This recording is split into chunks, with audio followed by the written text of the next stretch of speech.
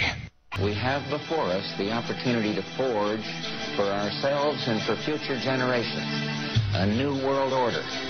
As Iraq veterans against the war, we are resisting an occupation we once risked our lives for.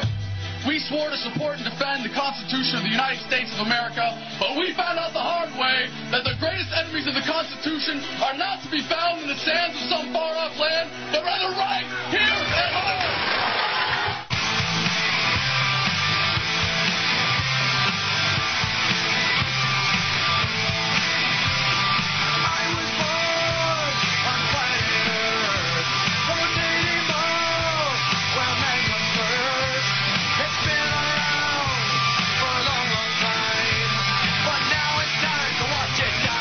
We all know the result of the 9/11 whitewash omission commission was essentially a potent system which further condensed and centralized our nation's intelligence and police under an intelligence czar, the first of which, of course, was war criminal and Iran-Contra fiend John Dimitri Negroponte. I think that says it all. And speaking of which, by the way, Mr. Tybee, if you're listening, he does agree with us regarding some conspiracies, including the economic 9/11. That's what I call it.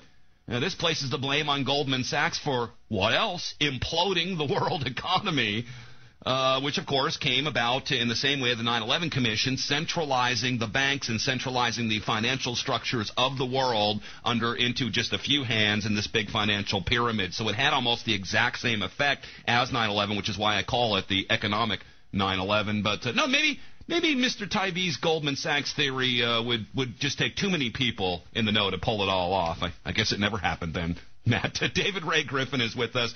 Dr. Griffin, the new book is The Mysterious Collapse of World Trade Center 7. That is out when, and where can we get it? Well, I hope it's out today or tomorrow or the next day. I'm giving a lecture in Oakland on the 9th and the 10th this month. On the 9th, I'll be speaking about my little book on Osama bin Laden, Dead or Alive.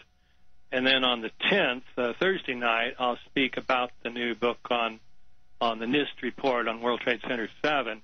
And they had promised me that the book would be there at the theater where the event is and ready for sale. Where is that so my listeners can go to it if they're... Yeah, they can get it direct. The fastest way would be get it directly from Interlink Books. Just Google Interlink Books. It'll take you there.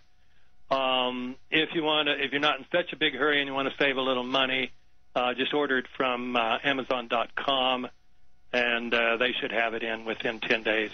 And your website is davidraygriffin.com, correct? Yeah, it's a website another guy runs. It's got a lot of good, not me, but he's got a lot of good stuff on there. And my listeners can always get all your books at bravenewbookstore.com. I know they'll be ordering some as well. And do you know where you're going to be speaking in Oakland so my listeners can go check you out there? Let's see. It's called the Grand Lakes Theater. Okay. Are you going to be at Ground Zero or in New York for 9/11 for any events out there that we need to know about? No, I won't be on the East Coast, no. Okay. I won't either this year. And you're also, I'm sure, making an appearance in Final Coup, the final version of Loose Change, which is narrated by the great, my good friend, Daniel Sinjata. This looks to be very, very good, has a very wide release, mass distribution. I'm surprised more people aren't talking about that, David. Well, it hadn't been shown yet. It's going to be shown.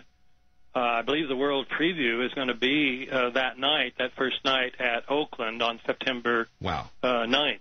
Oh, great. Yeah, and Dylan will be there in person to introduce it and then field questions afterwards. We want to get you guys to come down here to Austin one of these days real soon. I like the point you were making before we went to break. The cop comes to investigate a crime in the neighborhood. Let's just call him Columbo. He finds that there is a suspect, indeed, despite that all signs are purposely being pointed to someone else. He finds that suspect has a motive, yes. He has opportunity, yes. He is involved in complicity to cover up the crime, yes, and yes. Wouldn't he be a suspect in the crime if it was Columbo? Yeah, and some of those people that Columbo finally zeroes in on, they look like very nice people, and sometimes they are, other than being murderers. And Columbo never says, oh, they wouldn't have done it. He just follows the evidence. Yeah. And this is the way, but with 9/11, you're not allowed to look at the evidence. You have to go through all these a priori questions. Because, I keep getting people saying, well, tell me, why would they have done this? And I don't know. I say, it was stupid. Why don't you ask Cheney why he did this? Yeah. Why don't you ask, But it's all, don't bother me with this evidence. Just tell me what they were thinking. Well, as far as motives go, they must have had about 50. I mean, it's cost-benefit analysis, isn't it? They made sure to benefit on every page, on every line of their spreadsheet. Well, sure, and they did have quite a few people involved, like Giuliani and Silverstein and so on in New York, and those people had to benefit. And, of course, Silverstein got a few, roughly $7 million out of it. And Giuliani thought, being Mr. 9/11 was going to make him president and so on.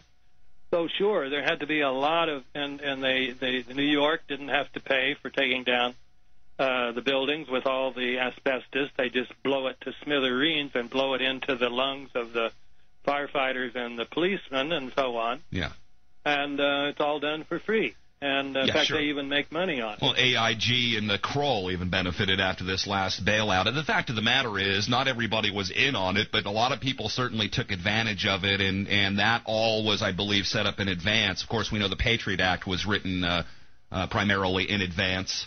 We're being told there'll be an Internet to 9/11 coming soon, and they'll just take control of the Internet, David. I hope we're all working on new methods to reach the masses, because I don't know how much longer we'll have their Internet. We might have to create our own Internet. Hey, listen, I really appreciate you being on the program. Let me make one more comment about my book, that if anybody's listening who has the slightest doubt that this was an inside job with a cover-up, if they read my book, I think if they've even got a 10% open mind, they'll see it had to be an inside job with a cover-up, because NIST just lies and lies and lies, and the lies are very, very obvious. NIST, which never debates us, the government, which never debates us. Maybe National Geographic would like to debate you on the merits of the mysterious collapse of World Trade Center 7 coming out right away, right now, today.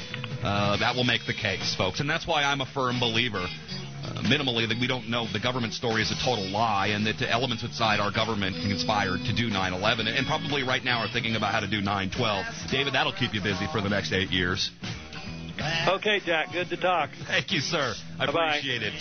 He is a gentleman and a scholar. We'll take a quick break. We'll come back. We'll set up the second hour, and then my good friend Michael Bednarik will join us. Stay with us, folks. Deadline Live, AmericanFreedomRadio.com. Second hour coming up right after this.